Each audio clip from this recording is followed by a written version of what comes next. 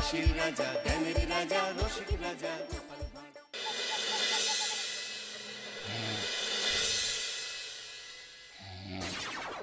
রাজা কৃষ্ণচন্দ্র, আমি এসেছি রে। চোখ খুলে দেখো বাবা। কে কে কে আপনি? আমি স্বামী খটখটানন্দ।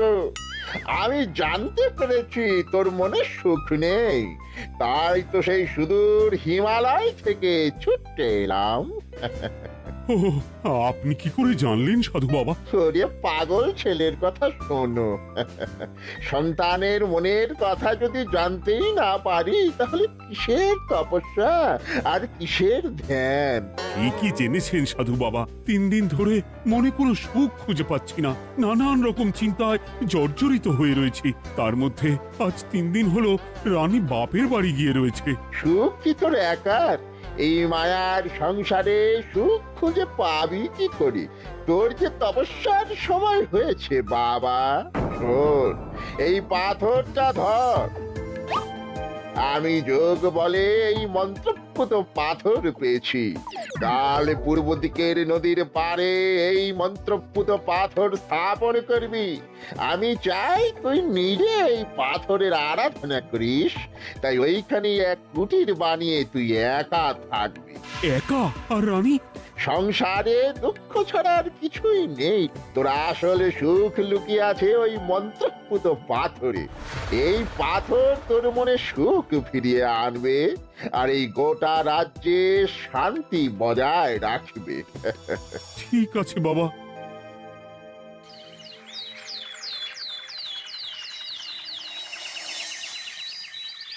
জয় বাবা খটখটানন্দের জয়। কি তার জ্যোতি, কি তার ব্যক্তিত্ব, আহ কি তার কণ্ঠস্বর! এই মন্ত্রপুত পাথর আমার এবং এই রাজ্যের সকলে সুখ শান্তি ফিরিয়ে আনবে। আজ থেকে আমি সাধু বাবার পরামর্শ মতন এখানেই থাকবো। তোমাদের যার যা যা বক্তব্য আমাকে এখানে এসেই বলবে। কোনো চিন্তা করবেন না মহারাজ, আমি সব সামলে নেব। আপনি নিষ্ঠা সহকারে সাধু বাবার আদেশ পালন করুন। মহারাজ, যার নামেই খট তার কথাই ভরসা করা কি ঠিক হবে? একটা সামান্য পাথর কি করে সুখ ফিরিয়ে আনবে মহারাজ? বিষয়টা কি খটখটানন্দের মতন খটকার নয়? এটা মোটেই সামান্য পাথর নয় গোপাল, এটা মন্ত্রপুত পাথর। আর এসব হচ্ছে বিশ্বাসের ব্যাপার। শুধু তোমার মতন ভাঁড় দিয়ে কি আর রাজ্য চলে?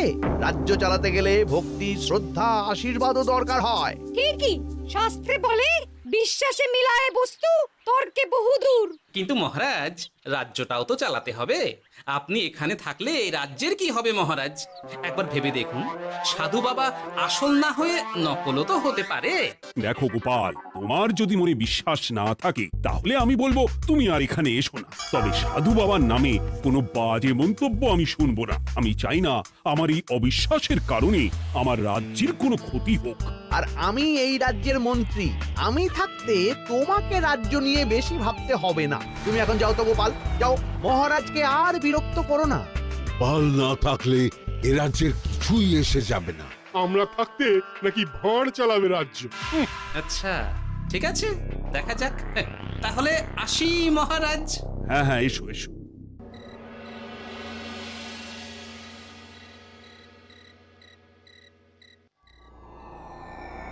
মহারাজ, রানী, তুমি ফিরে এসেছো?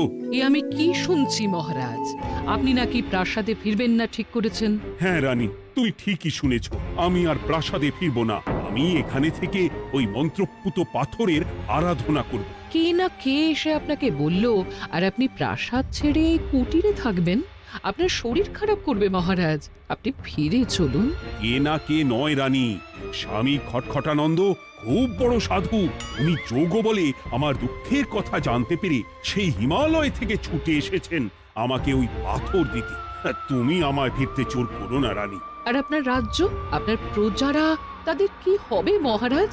সে নিয়ে তুমি ভেবো না রানী, আমি এখানে বসেই মন্ত্রীকে দিয়ে সবটা সামলে নেব। তাহলে আমিও আপনার সাথে এখানে থাকবো। আপনাকে ছাড়া আমি প্রাসাদে ফিরবো না। তা হয় না রানী, সাধু বাবা আমাকে একা থাকতে বলেছেন। এসব ধ্যান যোগ আরাধনা একা করতে হয়। গোপাল সবটা জানে মহারাজ। আহ, আমার সামনে ওর নাম করবে না রানী। গোপালের কত বড় সাহস তুমি ভাবো একবার। ও বলে সাধু বাবা ভণ্ডও হতে পারে। আমার তখন ইচ্ছা করছিল ওর মাথার যে কটা চুল আছে সেটাও ছিঁড়ে নিতে। না না, আমি আর গোপালের মুখ দেখতে চাই না।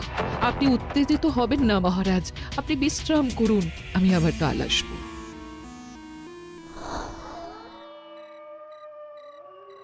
রাতের হাটেও সবজির যা দাম বেড়েছে, এরপর শুধু এক বেলা খেয়ে থাকতে হবে।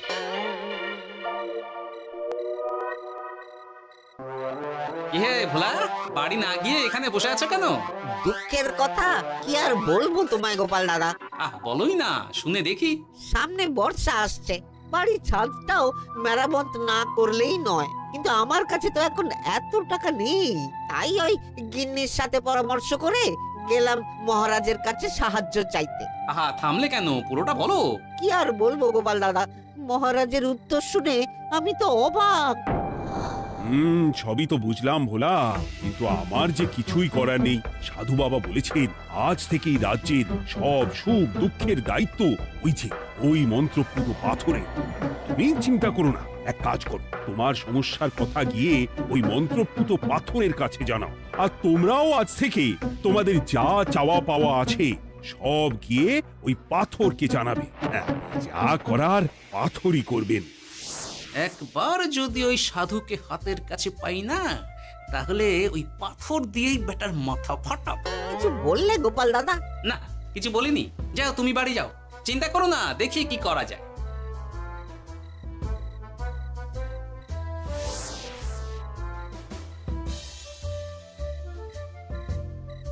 কি ব্যাপার, এত রাতে বটা ঘটা মন্ত্রীর বাড়িতে কি করছিল?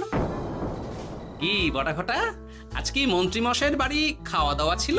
খাওয়া ছাড়া কি অন্য কিছু আসে না তোমার মাথায়? চ চ চ, আমাদের অনেক কাজ আছে, চ। আরে এত তাড়া কিসের? বাবা, বটা ঘটার এত কি গুরুত্বপূর্ণ কাজ যে একেবারে ছুটে পালালো? না, ব্যাপারটা তো সুবিধের ঠেকছে না।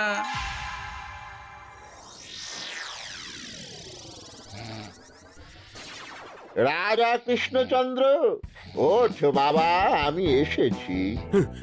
সাধু বাবা, আপনি এসেছেন? কেমন আছিস বাবা? ভালো আছি বাবা, তবে মনে এখনো পুরোপুরি সুখ খুঁজে পাইনি। সুখ কি তোর একার? কি করে সুখ পাবি বাবা? এখনো তো তুই তোর সব আসক্তি থেকে মুক্ত হতে পারিসনি। আর কি কি করতে হবে আমায় বলে দিন বাবা। একটা কাজ বলবো, করতে পারবি? বলুন বাবা, আপনি যা বলবেন আমি তাই করব। এই রাজপাট তুই ছেড়ে দে, এসব থেকে নিজেকে মুক্ত করে তুই তোর সাধনায় মন দে, দেখবি তার ফল তুই পাবি। কিন্তু তাহলে রাজ্যের কি হবে? কে দেখবে সাধু বাবা? কেন, তোর মন্ত্রী? ওর থেকে ভালো লোক তুই আর পাবি না। ওই হচ্ছে তোর আসল শুভাকাঙ্ক্ষী, আমি যোগ বলে জানতে পেরেছি। আচ্ছা, তাই হবে। আর ওই গোপালটাকে যদি পারেন একটু সাহায্য করবেন বাবা। ওই তুচ্ছ গোপালকে নিয়ে তুই চিন্তিত হোস না, ওরে বুড়ি মন্ত্রী মশাই ফাটাবে। তুই যা, ঘুমো।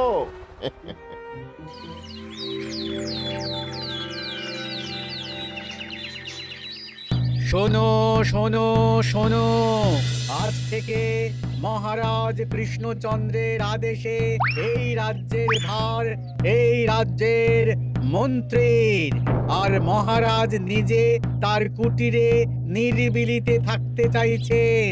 উনি চান না কেউ ওনাকে বিরক্ত করুক। তাই আজ থেকে যার যা সমস্যা সবাই মন্ত্রী মশাইকে জানাবে।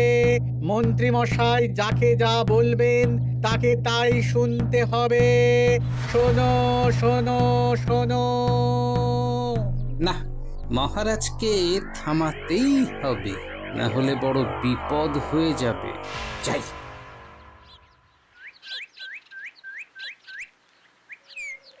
মহারাজ, এই ভুল আপনি করবেন না।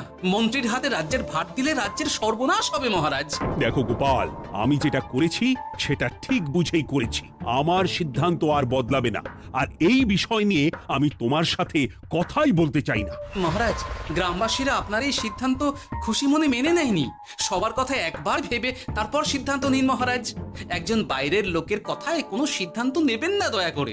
গোপাল, তুমি যদি সাধু বাবার সিদ্ধান্তে প্রশ্ন তোলার চেষ্টা করো তাহলে আমি বাধ্য হব মন্ত্রীকে বলে এই রাজ্য থেকে তোমায় বিতাড়িত করতে। একজন সেই হিমালয় থেকে আমাদের উপকার করতে এলো আর তুমি তার বিরুদ্ধেই কথা বলছো। ছি ছি গোপাল, ছি। মজা, কি মজা! শুধু মুদ্রা, শুধু মোহর, যেদিকে তাকাবো শুধু সোনার মোহর আর সোনার মোহর। তুমি কি পাগল হয়ে গেলে? এখনো হয়নি গিন্নি, তবে এবার সত্যি সত্যি হয়ে যাব। এত সোনার মোহর একসাথে হাতে পেলে কেউ কি সুস্থ থাকতে পারে? আর বেশি দিন বাকি নেই যখন কৃষ্ণনগরের কোষাগারের মালিক হব আমি। আর মহারাজ, মহারাজকে ছেড়ে দেবেন? চিন্তা নেই, মহারাজ কিছুই করতে পারবেন না। তিনি এখন সাধু বাবার আদেশে পাথরের আরাধনায় ব্যস্ত। আর প্রহরীরা, তারা কিছু বলবে না? প্রহরীরা তো এখন আমার গোলাম। মন্ত্রীমশাই, মন্ত্রীমশাই, আমরা এসেছি। ওই তো ওরা চলে এসেছে। ওরা কি করবে? ওরাই তো কোষাগার লুট করতে আমায় সাহায্য করবে। রাজ কোষাগার হবে শুধু আমার, আমার, আমার।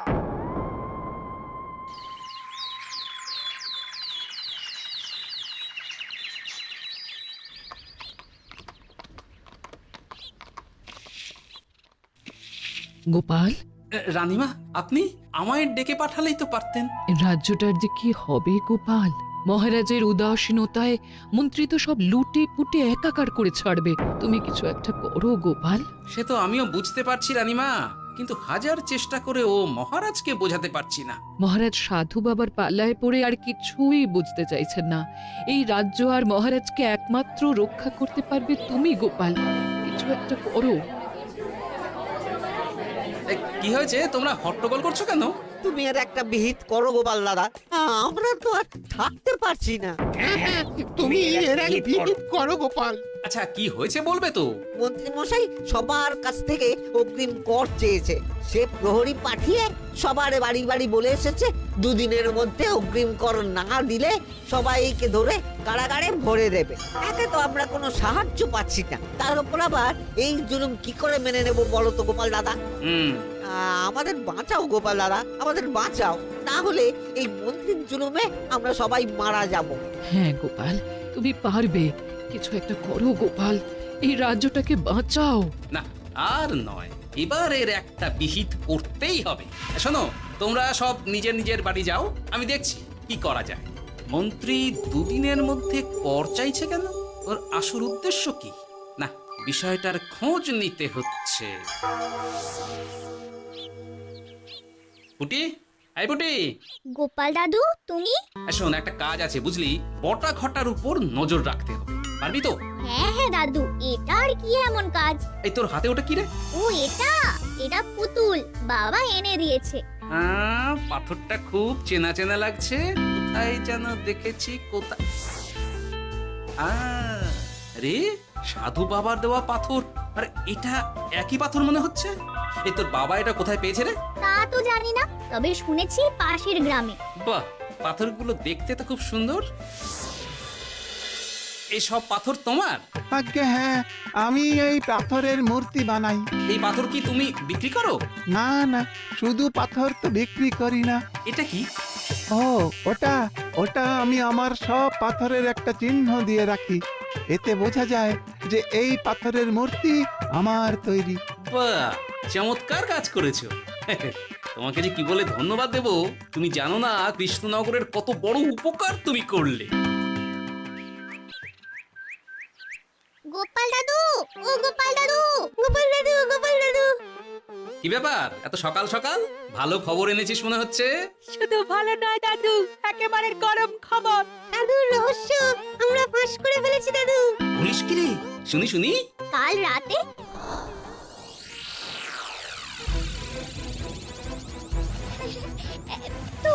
এত সোনা, এত মোহর আমি একসাথে কোনোদিন দেখিনি।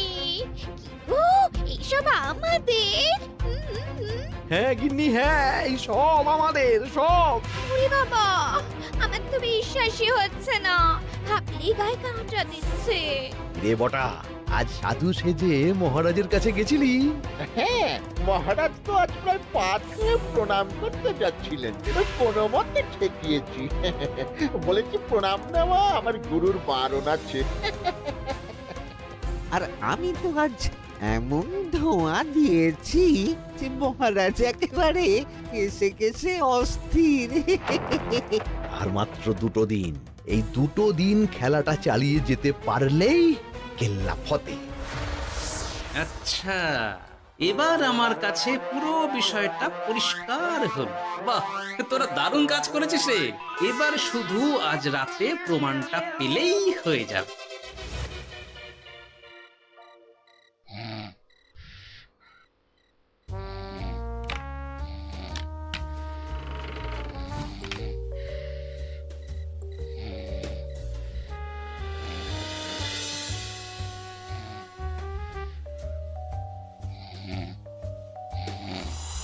এই তো একে একে 2 মিলে যাচ্ছে। বাবা বাবা বাবা, এবার খেলা জমবে।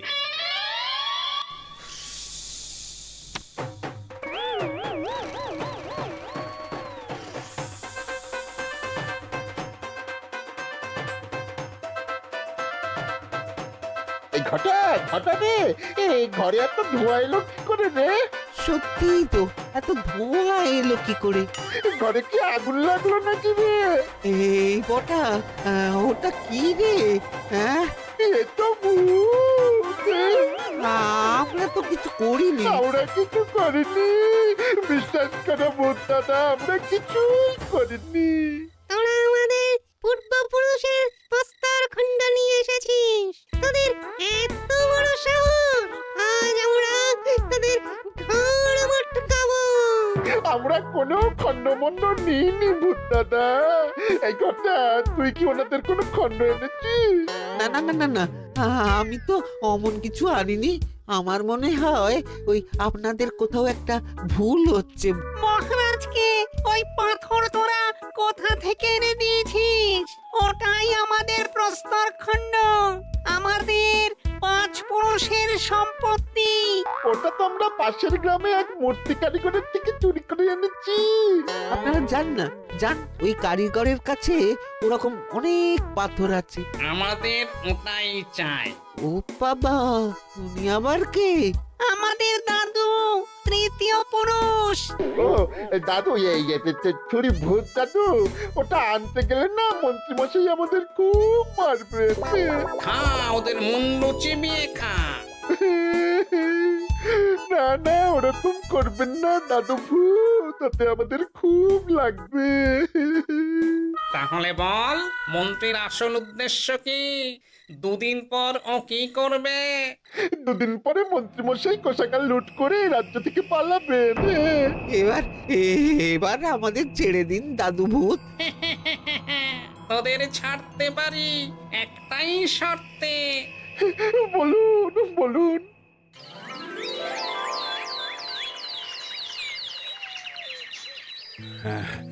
রাজ্যের পরিস্থিতি কি? প্রজারা সবাই ভালো আছে তো?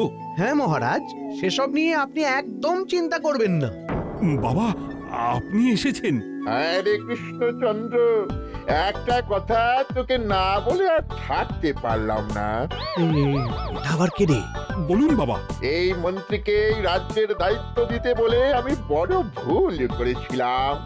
আসলে এই মন্ত্রী হচ্ছে চোর, ও তোর কোষাগার ফাঁকা করে পালাবার মতলব করেছে। কি বলছেন বাবা? মন্ত্রী, উনি যা বলছেন সব সত্যি? না না মহারাজ, এই বটা কি হচ্ছে কি? বটা? তুমি সাধু বাবাকে বটা বলে ডাকছো কেন? আমি বলি কি বাবা, এই মন্ত্রীকে তুই শুলে দে। বটা, তুই থামবি? আমার খেয়ে আমায় ছুরি মারা, ওর কথা আপনি বিশ্বাস করবেন না মহারাজ। ও সাধু নয়, ও ভণ্ড। মানেটা কি? মন্ত্রী মশাই ঠিকই বলছেন মহারাজ। ও সাধু নয়, ও কৃষ্ণনগরের বটা। এসব আপনার আদরের মন্ত্রীর কাজ মহারাজ।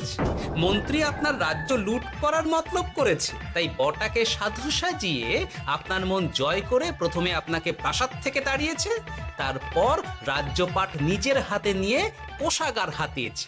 আর এই পাথর কিসের গোপাল? পাথর? পাথর এই কারিগরের মহারাজ। উনি পাশের গ্রামে এই পাথর দিয়ে মূর্তি গড়েন। মন্ত্রী বটাকে দিয়ে এই পাথর চুরি করিয়েছে।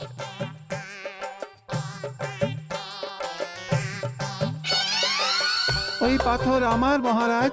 আমি তোমায় ছাড়বো না মন্ত্রী, তোমায় আমি শুলে দেব। প্রহরী, প্রহরী! কেউ আসবে না মহারাজ। প্রহরীরা এখন আমার কথা ছাড়া আর কারুর কথা শুনবে না।